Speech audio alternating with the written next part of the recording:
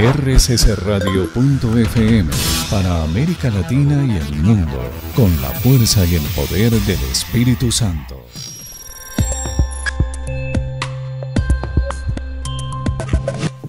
Vamos en este día de Pentecostés a abrir un espacio para la palabra de Dios, para volver a escuchar una vez más la palabra de Dios. Vamos en este rato a centrarnos en el tema: el Espíritu Santo se derrama sobre toda la tierra. El Espíritu Santo se derrama sobre toda la tierra. Y quisiera comenzar evocando una obra que leí no hace mucho y que me ha llamado la atención.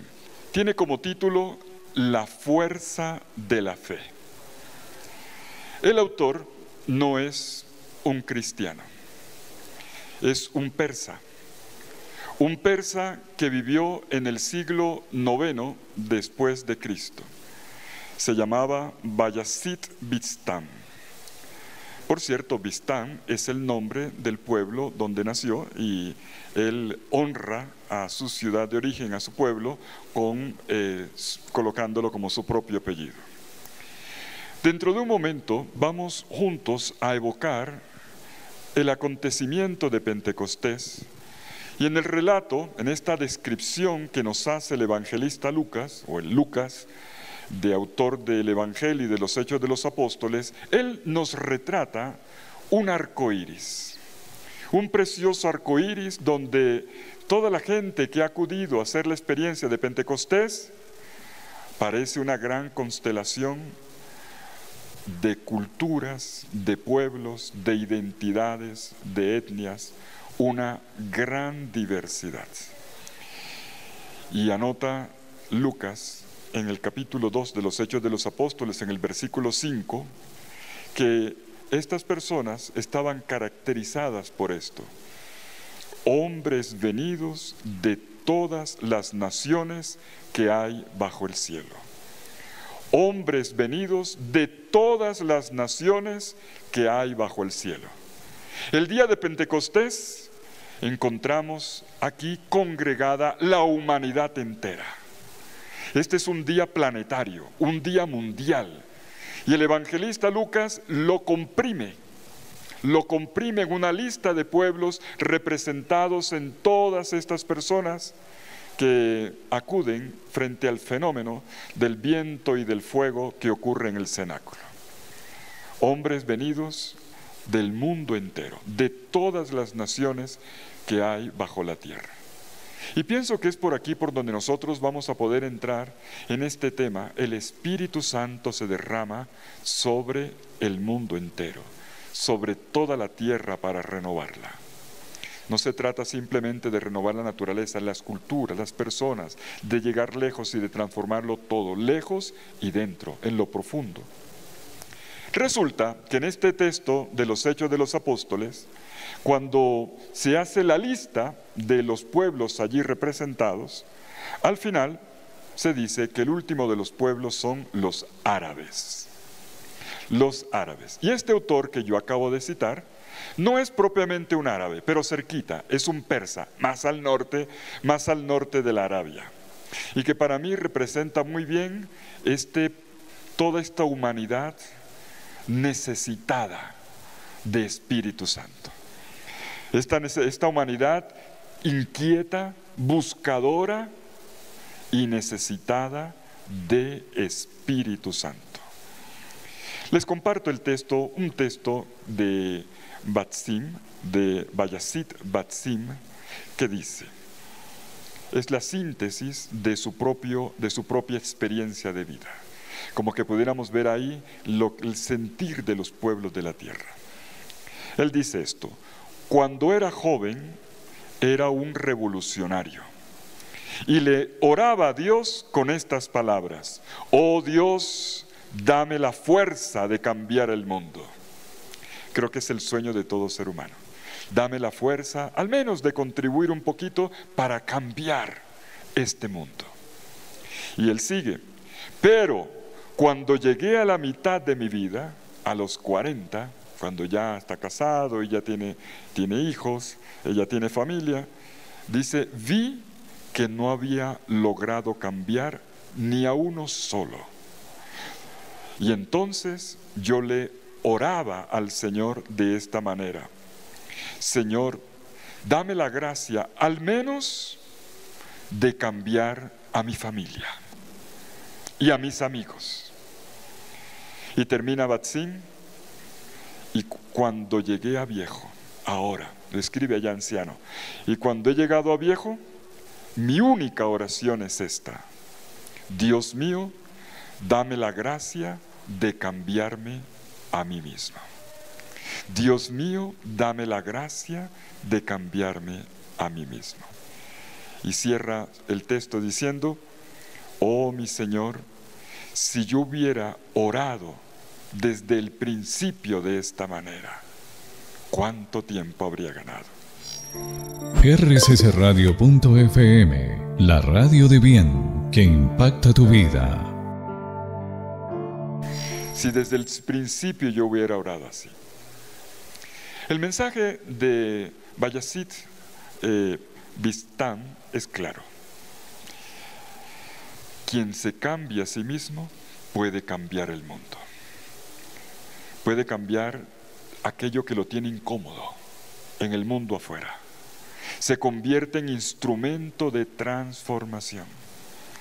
El sufrimiento de muchas familias, de muchos padres de familia es: no he podido con mis hijos, o no he podido con fulano de tal. Hoy el Señor, y quiero entrar por aquí, nos dice: quiero cambiar, sí. Vamos a cambiar el mundo, vamos a cambiar la familia, vamos a cambiar la comunidad, pero hoy yo quiero cambiarte a ti.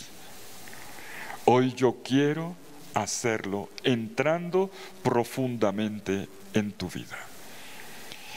Y entonces, una vez que le damos voz a esta inquietud del corazón, que puede ser la voz de los pueblos de la tierra, sentimos necesidad de un cambio, de una transformación. ¿Por dónde empezamos? La respuesta en Pentecostés es el Espíritu Santo. El que renueva la faz de la tierra, te renueva a ti, llenándote con su presencia, con su poder y con su amor. Él quiere llenarte a ti. Dios no llena bancas, Dios no llena edificios, Dios llena personas y las llena desde el corazón. Y este es el acontecimiento de Pentecostés. Los invito para que entremos entonces en el texto de Pentecostés. Permítanme evocarlo rápidamente, ya lo escuchamos una y otra vez en las diversas enseñanzas de este Congreso de Pentecostés 2020, y también lo escuchamos en la primera lectura de la Eucaristía que celebramos al mediodía y también en la predicación de nuestro querido Padre Diego Jaramillo. Pero vamos a retomarlo. Hechos capítulo 2, versículos 1 al 11. Al llegar el día de Pentecostés, estaban todos reunidos con un mismo objetivo. De repente vino del cielo un ruido, como una impetuosa ráfaga de viento que llenó toda la casa en la que se encontraban. Se les aparecieron unas lenguas como de fuego que se repartieron y se posaron sobre cada uno de ellos. Y entonces quedaron todos llenos de Espíritu Santo. Y se pusieron a hablar en diversas lenguas según el Espíritu les concedía expresarse. Residían en Jerusalén hombres piadosos venidos de todas las naciones que hay bajo el cielo. Al producirse aquel ruido, la gente se congregó y se llenó de estupor, porque cada uno les oía hablar en su propia lengua. Estupefactos y admirados decían: ¿acaso no son galileos todos estos que están hablando? Y entonces ¿Cómo es que cada uno de nosotros les escuchamos en nuestra lengua nativa? Aquí estamos partos, medos y elamitas. Hay habitantes de Mesopotamia, de Judea, de Capadocia, del Ponto, de Asia, de Frigia, de Panfilia, de Egipto y de la parte de Libia fronteriza con Cirene.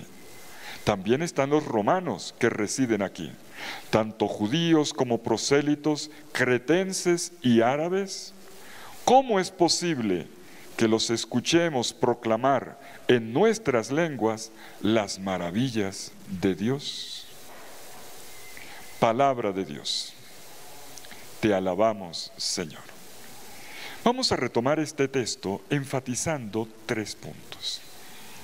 Primero, vamos a reconstruir muy rápidamente la manifestación del Espíritu. Si la queremos vivir, tenemos que volverla a narrar. Y narrarla recuperando el sentido. Cuando en la Biblia se lee un texto, no se lee simplemente para explicarlo.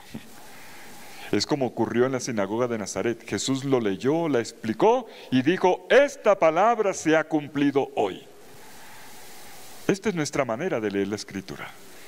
Cuando leemos la palabra, como Jesús, la explicamos, pero esta explicación tiene que terminar en: esta palabra se cumple. Esta palabra se realiza. Como ocurre en la Eucaristía, donde nosotros volvemos a narrar la última cena. En cada Eucaristía se narra la última cena. Y en esta narración, el Espíritu transforma el pan y el vino en el cuerpo y la sangre del Señor. Cada vez que leemos el texto de Pentecostés, el Espíritu vuelve a actuar como lo dice el texto, como el primer día y como lo hace siempre. La palabra acontece y el Espíritu entonces se manifiesta. Y es esto lo que en esta tarde, leyendo el texto, queremos experimentar. Desde Colombia, para América Latina y el mundo, con la fuerza y el poder del Espíritu Santo, transmite rccradio.fm, una radio virtual de la red de emisoras Minuto de Dios. Primero, veamos el acontecimiento en sí. 2, primero la llenura, cómo fue que vino el Espíritu. 2, el sentido mismo, cómo es que el Espíritu entra. Y 3, la consecuencia. El texto comienza diciéndonos que en el día de Pentecostés ocurrió ante la comunidad reunida. Ya Lucas nos ha preparado diciendo que estaban en oración y que en esta oración ellos estaban congregados, trabajando la unidad, recuperando y manteniendo la unidad, y que lo hacían junto con la Santísima Virgen María y otros discípulos y discípulas de Jesús. Y entonces ocurre una teofanía. La representación de una teofanía. Una teofanía es teo, Dios, fanía, manifestación. Una manifestación de Dios. Más exactamente, una espiritufanía. En la Biblia, cuando Dios se manifiesta, siempre, siempre, siempre lo hace con 2 elementos que son recurrentes. Uno para el oído y otro para la vista. Cuando Dios quiere acontecer, siempre prepara el terreno. ¿Y cómo preparó Dios este terreno? Con una teofanía, despertando los 2 sentidos del aprendizaje. El oír, tanto que la Biblia lo repite: escucha, escucha, escucha. O un papá con el hijo: escuche. O un maestro: escuche. El primer sentido del aprendizaje, despertar el oído, la atención, la sensibilidad para aprender y recibir. Y luego la vista. Como le dicen uno por ahí: vio, el oír y el ver. Y entonces, con estos 2 elementos que son recurrentes en todos los relatos de teofanía, el Espíritu Santo viene. Y el primer signo es el del oído. Se escuchó como el viento, como una ráfaga fuerte que llenó la casa. El siguiente signo viene para la vista. Y se hizo ver, literalmente en griego es se hizo ver, no solo vieron, se les manifestó, se hizo sentir. Ahora viene lo que vieron. ¿Qué vieron? Lenguas como de fuego, que se distribuyeron, diamerizo en griego, se distribuyeron uno por uno, fueron particularizando uno por uno, se posaron encima, dentro de cada uno de ellos.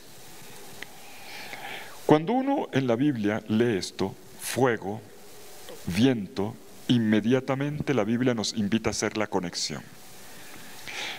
Tenemos toda una red de conexiones cuando uno habla de viento, y podríamos comenzar desde el Génesis y el viento y el espíritu que aleteaba, y podemos recorrer del Génesis al Apocalipsis.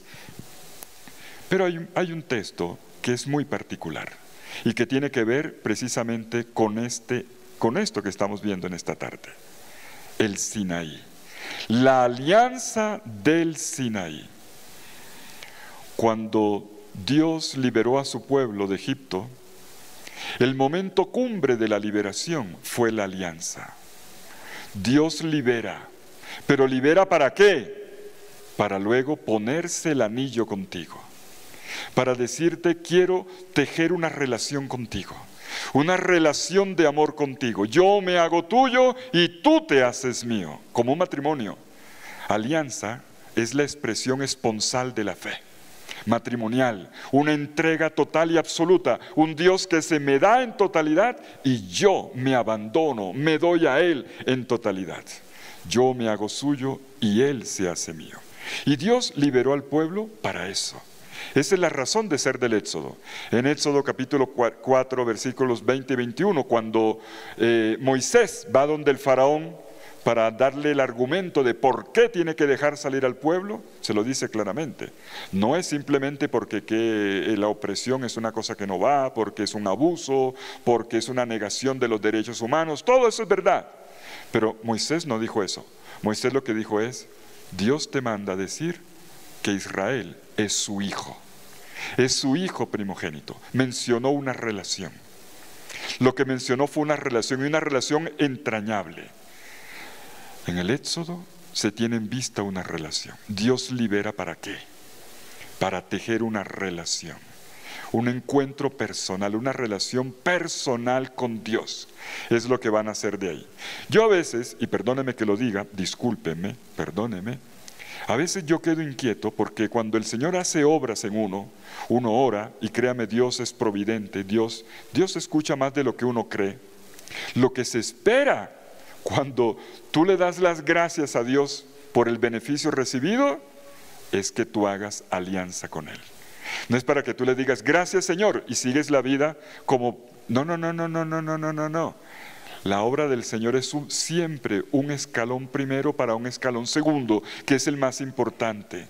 Dios te atrae para una relación con Él. Dios obra salvíficamente y de mil formas en la vida de uno, para traernos, para llevarnos siempre a su Sinaí, para ponerse el anillo con nosotros, para decirnos: yo soy tuyo y tú eres mío.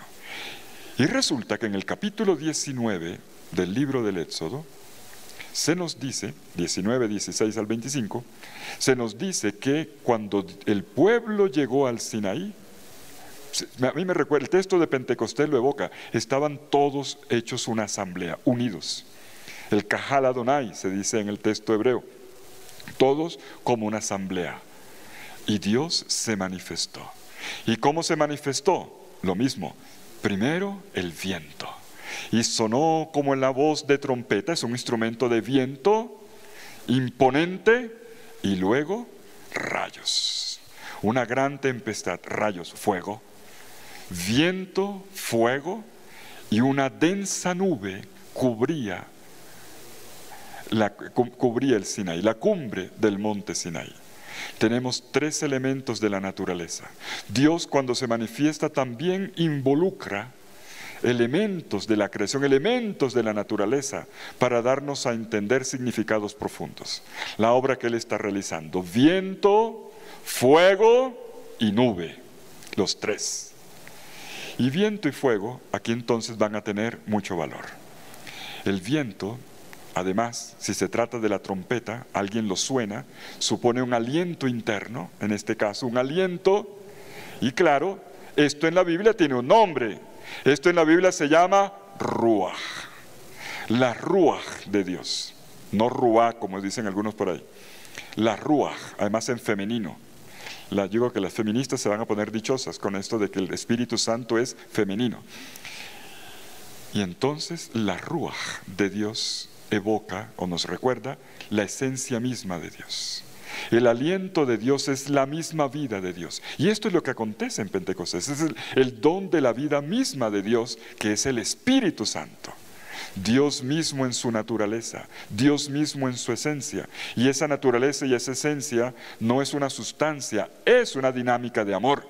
Esto que es lo que es propio de Dios en su grandeza y en su majestad, lo que es propio en su identidad, ahora se va a entregar. La ruaj, el soplo, el viento. Sintoniza rssradio.fm. En la Biblia, uno de los textos en el Antiguo Testamento más importantes de la teología del Espíritu Santo con tu espíritu, ya cuando comienza a entenderse un poco más, es el que está en el Salmo 104, versículo 30. Por eso esta semana, cuando empezábamos el quinario de formación bíblica aquí en la emisora Minuto de Dios, empezamos con el Salmo 104. Envías tu Espíritu, Señor, y renuevas la faz de la tierra. Soplas tu ruaj y renuevas la faz de la tierra. Ruaj es el soplo creador de Dios. Así como lo hiciste con el Adán, tú lo haces constantemente con nosotros. El texto del Salmo 104, que hoy lo hemos orado en el Salmo responsorial, lástima que solo un pedacito, porque el Salmo entero es majestuoso, es un cántico de las criaturas que merece ser leído de punta a punta. Además, una de las joyas literarias de mayor valor de la Biblia entera y de la literatura universal. Con eso les digo todo. Este Salmo, antes de decir que envías tu Espíritu, dice lo contrario. Tú retiras el polvo, retiras el aliento y se vuelve el polvo. Tú retiras el aliento y se mueren y vuelven al polvo. En Oriente hay una cosa que a mí me gusta mucho. Me encanta hablar con los beduinos, me encantan los beduinos. Los beduinos de Oriente llaman al viento del desierto, este viento cálido, lo llaman la respiración de Dios, así lo llaman. El aliento de Dios. Pues este aliento de Dios, cuando para, hace que se muera. Se acaban. Cuando falta la vitamina, cuando falta la respiración, todo se muere. Es muy curioso, entre otras cosas, que en estos días de pandemia, la muerte tiene que ver con enfermedades respiratorias. ¿No les parece curioso? Y ahora en Pentecostés estamos hablando de una respiración que no necesita de respirador, que no necesita de una ayuda. Es un don gratuito del Señor que te hace respirar. Y estamos hablando, ¿entienden?, en qué clave. El Señor quiere vivificar. Se retira la respiración y te mueres. El Señor vuelve a darte el aliento y vives. Y este es el don de Pentecostés. El Señor se da a sí mismo, pero ¿cómo? Como un aliento vital, como una potencia de vida. Y aparece el fuego. ¿Por qué el fuego? Porque el fuego en la Biblia significa luz, significa calor, ardor, también calor, también es belleza, pero sobre todo amor. Precisamente por ser luz, por ser calor, por ser belleza, es símbolo del amor. Potencia vital. Dios te llena con su vida, con su misma vida, pero sobre todo con su amor, con la grandeza de su amor, viento y fuego. Y de esta manera ocurre la manifestación de Dios. Pero miremos el punto siguiente, detengámonos en el versículo 4. En el versículo 4, Hechos 2:4, pocas palabras para decir lo esencial. Y quedaron todos llenos de Espíritu Santo. Y quedaron todos llenos de Espíritu Santo. Cuando yo escucho estas palabras en la liturgia, cuando se proclama, a mí me dan unas ganas de ponerme de rodillas, porque es como en la consagración. Este es el momento en que envía tu Espíritu, en ese momento está ocurriendo. Y quedaron todos llenos de Espíritu Santo. Pues les cuento un detalle, ustedes que les gusta leer la Biblia, que son buenos lectores de la Biblia. Esta palabra llenar se viene diciendo desde el principio. En apenas 4 versículos, 3 veces aparece la palabra llenar. La primera en el versículo 1 del capítulo 2, que las traducciones de la Biblia dicen, y cuando llegó el día de Pentecostés. No es cuando llegó, cuando se completó, cuando se llenaron los días de Pentecostés. La segunda, cuando sopla el viento y se llenó la casa con este viento, llenó. Claro, si tú no llenas tus pulmones, aquí se llenó la casa. Y finalmente, llena a cada apóstol. 3 veces se habla del llenar. Se llenó un tiempo, se llenó una casa y se llenó cada persona. Y primero, cuando dice se llenó el tiempo, es importante. Llenar el tiempo significa cuando se llenaron los 50 días, como quien va contando en el calendario. 50 significa en la Biblia, es un múltiplo, 7 por 7 más 1. 7 semanas de 7 días. El 7 ya nos recuerda a creación, como en el poema de la creación. Los 7 días de la creación, pero ahora 7 veces. ¿Por qué? Porque la Pascua es precisamente eso. No sé si ustedes recordarán un canto que cantábamos antes. Los que ya tienen algunas canas como yo, los que ya llegaron al 5.º piso, seguramente habrán cantado un canto que dice: el pueblo que en la Pascua nació. Todos reunidos, el pueblo que en la Pascua nació. Pues resulta que esto es verdad. La Pascua es el nacimiento de un pueblo. La Pascua es el comienzo. El Sinaí, la alianza, es la plenitud. Pascua y Pentecostés están conectados por 7 semanas que indican plenitud. Y originalmente esto se llamaba en hebreo Shavuot, la fiesta de las 7 semanas. ¿7 semanas de qué? En las 7 semanas que transcurrían entre la siembra, cuando pasa el invierno, lo primero que se hace en la primavera es sembrar. Se sembraba la semilla, estamos hablando de grano, trigo, cebada o centeno, se sembraba y 7 semanas después comenzaba la cosecha. Pentecostés es la fiesta de la cosecha, cuando está completo un proceso. ¿Cuál proceso? El de la libertad, el de la Pascua. Y en esta libertad Dios completa, cierra su obra, el fruto de la Pascua, la cumbre de la Pascua, el sello de oro de la Pascua, es la alianza. Y ese es el sentido original de la celebración hebrea de Pentecostés. Pero resulta que ahora estamos en una nueva alianza. Y esta nueva alianza tuvo su semilla en la cruz. Jesús en la última cena había dicho que su muerte, lo dijo con el cáliz en la mano, significando su propia muerte violenta. Esta es la alianza nueva en mi sangre. O esta es la sangre de la nueva alianza en la versión de Mateo. En Lucas 20:20 esta es la sangre, la nueva alianza en mi sangre. Pues lo que se sembró en la Pascua, en la muerte, alianza, ahora es alianza plena cuando el Señor la sella contigo. Cuando ese amor del Señor, del amor del Padre que se nos entregó en el Hijo, ahora por el Espíritu viene a ti y te llena completamente. Entonces podemos hablar de un llenar el tiempo. El Señor completa una obra en ti. Pentecostés no es una celebración cualquiera, no es una experiencia cualquiera, es lo completo de la obra de Dios, lo más completo de la obra de Dios. Y esto nos lo dice con un lenguaje de números, con un lenguaje de semanas, con un lenguaje de cultivo, de plantas que crecen, que fructifican, de flores y de belleza, de vida que abunda y que necesita de la recolección.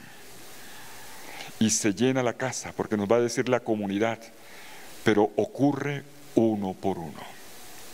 Y todos quedaron llenos de Espíritu Santo. La expresión llenos de Espíritu Santo nos recuerda entonces aquí una gran paradoja. Un oxímoro, dirían los especialistas en lenguaje, una aparente contradicción o 2 extremos que se tocan. ¿Cuáles son estos 2 extremos? La inmensidad de Dios con la pequeñez del hombre. Podemos imaginarnos nosotros como los embalses que tenemos aquí en la sabana de Bogotá. Imagínense el Neusa. No digo en Baranoa, porque en Baranoa no tenemos embalse, y si no lo citaría con mucho orgullo. Un embalse, un entero, toda esa masa, todo ese volumen de agua derramado en un vasito. En un vasito. Pues el océano inmenso del amor de Dios se vació en tu pobre corazoncito. Y entonces tienes llenura total de Dios. Él viene a llenarte, viene a poseerte, viene a circular en tus venas, en tu respiración, en tus sueños, en tus proyectos, en tu lenguaje, en tu servicio, en todo. Todo se llena del amor de Dios, que es el Espíritu Santo. Todo. Y entonces purifica. Está tan lleno que limpia lo que no es. Saca lo que no es. Por eso también es viento y es fuego. El fuego limpia y saca toda la escoria, saca toda la basura, saca todo lo podrido. Y entonces este amor perdona, limpia, renueva y saca de ti belleza. rccradio.fm, la radio de bien que impacta tu vida. La belleza, la hermosura que es propia de Dios. Cuando uno lee el texto y quedaron llenos, hay un punto que no puedo dejar pasar. Hay un punto que yo les pido que en esta tarde, por favor, escríbanla con tinta de oro en su corazón. Esta llenura de que se habla en Hechos 2:4 es el cumplimiento, la plena realización de algo que ha ocurrido. ¿Dónde? En el Sinaí. En el Sinaí. Hablé del viento, hablé del fuego y dije que había una nube densa. Pues esa nube densa va a seguir acompañando al pueblo en el Éxodo. Y no se va a apartar del pueblo nunca más. Nunca más. Ni siquiera cuando el destierro, la mercaba, dice el capítulo 1 de Ezequiel, la mercaba. Y el carro con la nube de Dios los acompañó al exilio en Babilonia.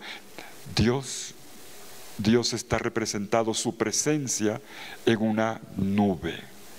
Y esta nube, que está citada en el texto de la alianza del capítulo 19 del Éxodo, sigue todavía esperando el momento preciso. Y pasa el capítulo 20, 21, 22, 23, y ¡pum! Llegamos al capítulo 40, final del libro del Éxodo. Todavía estamos en el Sinaí. Y entonces ocurre lo más grandioso. La nube desciende. Éxodo capítulo 40, versículo 34. Y la nube de la gloria de Dios descendió. Miren la efusión. Descendió y llenó la tienda del encuentro. Bueno, se llamará del encuentro de aquí en adelante. Y llenó la tienda. Dios viene a habitar. Es más, viene a inhabitar. Dios viene a inhabitar. Y esto es muy importante. En la Biblia hay un principio fundamental.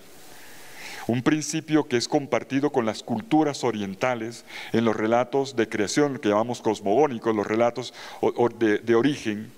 Todos coinciden con esto, pero la Biblia nos los va a narrar mejor que ninguno. Y es esto: la creación llega a su cumplimiento cuando el Creador toma posesión de lo creado. Atención, la creación llega a su culmen cuando el Creador toma posesión de lo creado. Crear para Dios, y esto es la obra de Dios, crear no es hacer cositas. A veces en las catequesis sobre la creación nos quedamos en el escenario, en el decorado, y Dios hizo la luna, las estrellas, las plantas, los animalitos, los pajaritos, las serpienticas, los sapitos, y nos quedamos en el escenario. Todo eso está bien. Yo no tengo ninguna duda de que Dios lo creó todo, hasta el más mínimo átomo o partícula es creación de Dios. No tengo la más mínima duda. Pero esto es apenas el comienzo de la creación. Ese es el comienzo. Dios no crea cosas, Dios crea gente. Dios es un creador de gente. Dios es un creador de historia. Uno que siempre está arreglando historias de vida. Eso es lo propio de Dios. No es uno que está haciendo cosas. No. Dios está siempre enderezando gente y enderezando un pueblo. Y esta es la historia del libro del Génesis. El libro del Génesis nos va a regalar un precioso recorrido de cómo Dios creó una familia. Primero con Adán y Eva, pero luego la crea con Abraham y todos sus hijos y la familia que viene. Y luego vendrá con José. Y bueno, vienen los 2 hermanos y la historia de José. Y Dios le da nacimiento a este pueblo. Dios creó el pueblo en el Éxodo. Por eso pasó por agua. Y no una vez, sino 2. Pasar por agua es signo de nacimiento. Ojo con la simbólica bíblica. Una vez cuando salen de Egipto y 2 cuando entran. Primero por el mar y luego por el río, por el Jordán. Agua. Este es el pueblo que nació en la Pascua. Pero aquí viene el momento cumbre de la creación. El Creador toma posesión de lo creado. Él viene a habitar lo creado. Él viene no simplemente a acompañar. No es la nube elevada que va indicando un camino o que va protegiendo de la insolación frente al estío del sol en el desierto para que nadie muera de insolación. Es el Dios que no solamente me acompaña, sino que me habita. Y habitar significa reinar. Habitar significa dirigir. Cuando uno lee el libro del Éxodo y de ahí en adelante el libro de los Números, que continúa este capítulo 40, ¿y qué ocurre con esta tienda habitada, llena de la nube de la gloria? Nada se mueve en el pueblo de Dios sin que Dios lo diga. Y por eso Moisés siempre viene a la tienda del encuentro y consulta: Señor, ¿hacemos la guerra o no? Señor, caminamos, levantamos el campamento o nos quedamos. Señor, mira que falta pan, mira que falta agua, mira que resultaron culebras, mira que hay problemas. Nada se mueve sin Dios. Habitar significa reinar. Y reinar significa dirigir. Y nadie conoce mejor el destino de tu vida, para qué has sido creado, que tu mismo creador. Nadie. Dejarse dirigir entonces es caminar en la dirección de la plenitud de vida, para que tu vida sea lograda. Eso es lo que el Señor está haciendo. Toma tu vida, te purifica, te llena de su amor y comienza a dirigirte. Hay un movimiento de dirección. Viento, fuego, pero ahora nube. Inhabitación. Él te habita. ¿Para qué? Para ser tu Señor, para dirigirte, para indicarte un camino, para que tu vida no se quede pasmada, para que no se quede a mitad de camino, para que tú te realices plenamente en la dirección del proyecto de tu Creador. Él que conoce tu identidad y sabe para qué te quiere, y por eso te va a dar todo lo que tú necesites, Él, para que tú puedas amar, servir y realizar tu vida plenamente. Pues bien, esto que aparece en el Antiguo Testamento, la nube descendió y llenó la morada, es lo que ocurre. Es lo que ocurre 3 veces en el Nuevo Testamento. Ocurre en Lucas 1:35, relato de la Anunciación, cuando el ángel Gabriel le dice a María: el Espíritu Santo vendrá sobre ti. Espíritu Santo, más claro no se puede. El Espíritu Santo vendrá sobre ti y el poder del Altísimo te cubrirá con su sombra. ¿Qué es lo que está ocurriendo? La Shekinah. La Shekinah, la gloria de Dios, que es el Espíritu, ahora llena a María y engendra al Hijo de Dios en su vientre virginal. Shekinah, la nube del Éxodo, ahora es la nube que viene sobre María. La palabra en griego es parecida, episkiazo, en griego Shekinah, en griego episkiazo, te habitará, descenderá sobre ti, te cubrirá, significa te habitará, y te habitará. La segunda vez la encontramos en Lucas 9:34 y en sus paralelos, la transfiguración. Y bajó la nube. Bajó la nube. Pedro, ¿se acuerdan que Pedro no había entendido nada? Estaba hablando de 3 tiendas y de repente la nube desciende y se va a escuchar la voz del Padre. Los padres de la iglesia, estos autores de los primeros siglos del cristianismo, de los primeros 5 siglos, tendían a interpretar la nube de la transfiguración como una imagen del Espíritu Santo. Orígenes, el primero de ellos, como una imagen del Espíritu Santo, como si esta experiencia de la transfiguración fuera trinitaria. Está el Padre, está el Hijo que es el transfigurado y el Espíritu en la nube que cubre, conectándonos claramente con Lucas 1:35 y remitiéndonos a aquello que viene, que trae su hilo desde el Antiguo Testamento. Y hay un tercer texto, adivinen cuál, Hechos 2:4, Pentecostés. Y quedaron todos llenos. Es la gloria de Dios inhabitando, llenando completamente. Y como ustedes son curiosos lectores de la Biblia, muy buenos lectores de la Biblia, como veo que doña Blanquita de Osorio aquí está pasando la Biblia para allá y para acá. Blanquita, en Hechos, capítulo 5, versículo 15, la sombra de Pedro. Ese canto que cantamos, la sombra de Pedro, el verbo es el mismo. Ahora resulta que esto que te habita a ti en Pentecostés se convierte en sombra que puede sanar a otros. Y es la historia de la sombra de Pedro, del texto de la sombra de Pedro que hacía maravillas. Era el poder de Dios que pasaba a través de él. Desde Colombia, para América Latina y el mundo, con la fuerza y el poder del Espíritu Santo, transmite rccradio.fm, una radio virtual de la red de emisoras Minuto de Dios. Tenemos entonces la llenura, completo, gloria de Dios que te habita. Díganme ustedes si no es una maravilla. Y esto es lo que hoy estamos celebrando. Dios quiere habitar en ti. Dios te pide permiso para llenarte.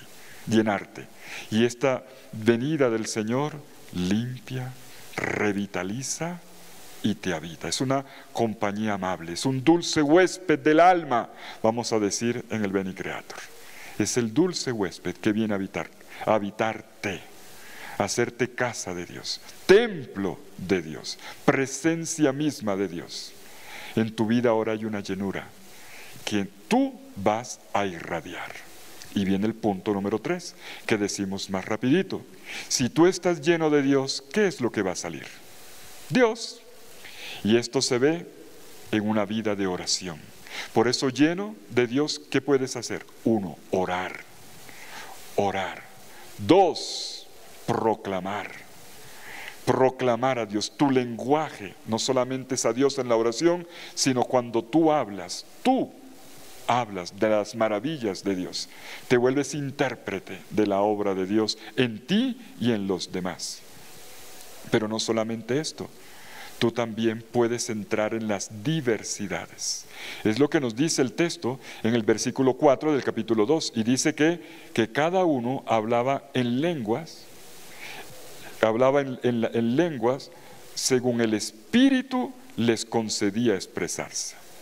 Tengo que aclarar que aquí estas lenguas de que habla el versículo 4 no son las lenguas de la oración, son lenguas de predicación. No son lenguas donde uno no sabe qué se dice, sino todo lo contrario, se entiende lo que se dice. Y tiene un carácter idiomático, pero no es exactamente que se volvieron políglotas y ahora hablan inglés, alemán, ruso, chino y tailandés. No, lo que está diciendo es más que eso. Lo digo porque he escuchado a algunos hermanos que dicen, bueno, ¿y ahora puedo hablar todas las lenguas del mundo? Sí y no. Tú vas a hablar, el Señor te da una capacidad de comunicar lo suyo a personas que piensan diferente. Esto es impresionante. Ahora tú eres capaz de integrar las diversidades. A veces hay diferencias generacionales, no nos entendemos, padres e hijos. Pues el Señor genera una capacidad comunicativa. No nos entendemos con diversas maneras de pensar. El Señor genera una capacidad comunicativa y un efecto. Una capacidad de lenguaje para anunciar al Señor. Una proclamación de las maravillas del Señor. Pero también aquí se habla de que todos se entendían en un mismo lenguaje. Este es otro aspecto de estas lenguas. Todos se entendían en un mismo lenguaje. Es decir, ¿cuál lenguaje? El lenguaje de la fe. Es decir, en la proclamación del mismo Señor, de Jesucristo. Todos nos encontramos en la proclamación del mismo Jesucristo y nos hacemos hermanos. Y somos capaces de ponerle el hombro al Evangelio y de llevar adelante en el mundo el proyecto de Jesús, que es el Evangelio, capaz de transformar el mundo. un nuevo lenguaje, una nueva manera de expresarnos, una nueva manera de orar. Y en medio de toda esta comunicación maravillosa, si es comunicación entrañable, de corazón a corazón y de total sintonía, podemos hablar del perdón. En el Evangelio de Juan, en el capítulo 20, versículos 19 al 23, que hemos leído hoy en la celebración de Pentecostés, en la Eucaristía del mediodía, como lo leímos también el mismo día de Pascua, el mismo texto conecta el día de Pascua con el de Pentecostés, el mismo Evangelio. La Iglesia lo puso intencionalmente, porque la Pascua tiene una unidad. Y hoy no estamos celebrando la fiesta del Espíritu Santo como tercera persona de la Trinidad, lo que estamos celebrando es el acontecer de Dios en el Espíritu como plenitud de la Pascua. El don de Dios mismo que completa ahora, al completar toda esta obra, recuerden la semilla, la recolección, ahora completo en el don de Él mismo, que es el Espíritu Santo. Lo que celebramos es un verbo, la venida. La salida de Dios y la venida. Eso es lo que estamos celebrando. Y entonces entendemos, con Juan ahora, el que acompaña Pascua y Pentecostés, que este soplo del Espíritu significa misión y reconciliación. Como el Padre me envió, yo los envío a ustedes, y esta misión es una reconciliación. Perdonen los pecados. Y a quienes se los perdonen les quedarán perdonados, y a quienes se los retengan les quedarán retenidos. Perdón en la Biblia no es, oye, perdóname, discúlpame, no lo quería hacer, y quedamos a mano. No, en la Biblia perdonar es reconstruir vidas. Eso es perdonar. El perdón es una reconstrucción de la vida de una persona, no simplemente un acuerdo entre dos personas que tuvieron diferencias. No, el perdón es una reconstitución de la persona. El perdón es una restauración. Pentecostés, don del Espíritu, obra del perdón, es reconstitución. Dios que recupera vidas, la mía, la tuya y de todos nosotros, y este es el gran proyecto común, y este es el lenguaje final, lo que nosotros anunciamos. Permítame terminar con otras palabras que tampoco son de un católico. Comencé con las de un musulmán y quisiera terminar con las de un ortodoxo. Se trata de las palabras de un patriarca, el patriarca de Antioquía, Ignacio IV Hatzim, quien nació en el año 1920 y murió no hace mucho, en el año 2012. ¡Qué tipazo! Y que en el Concilio Vaticano II, que era ecuménico, fue invitado. Y quien hizo uno de los mejores pronunciamientos sobre el Espíritu Santo que se hicieron en el Concilio Vaticano II, en esta primavera de la Iglesia. Él interpretó muy bien, en pocas palabras, qué es lo propio del Espíritu Santo. Este Espíritu Santo que viene como manifestación de Dios, este Espíritu Santo que viene como llenura y te hace templo, Shekinah, este Espíritu Santo que te empuja y te abre caminos nuevos, un camino de restauración, de reconstitución, en la reconciliación, en el entendimiento, en la predicación, en la oración, todo esto que nace en el servicio que viene de los dones y carismas que solo Él puede dar. Y este patriarca, Ignacio IV Hatzim, lo resumió todo con estas palabras: sin el Espíritu Santo, Dios es lejano. Cristo se queda en el pasado. El Evangelio es letra muerta. La Iglesia es una simple organización. La autoridad, un dominio. La misión, una propaganda. El culto, una evocación. El actuar cristiano, una moral de esclavos. Con el Espíritu Santo, por el contrario, el cosmos se levanta y gime con dolores de parto. Cristo resucitado está presente. El Evangelio es potencia de vida. La Iglesia se traduce en comunión. La autoridad es servicio liberador. La misión es Pentecostés. La liturgia es memorial y prefiguración y anticipación. Y el actuar humano es deificación. en este Pentecostés, que esto que hemos narrado en esta tarde ocurra en cada uno de nosotros. Amén. rccradio.fm, la radio de bien que impacta tu vida.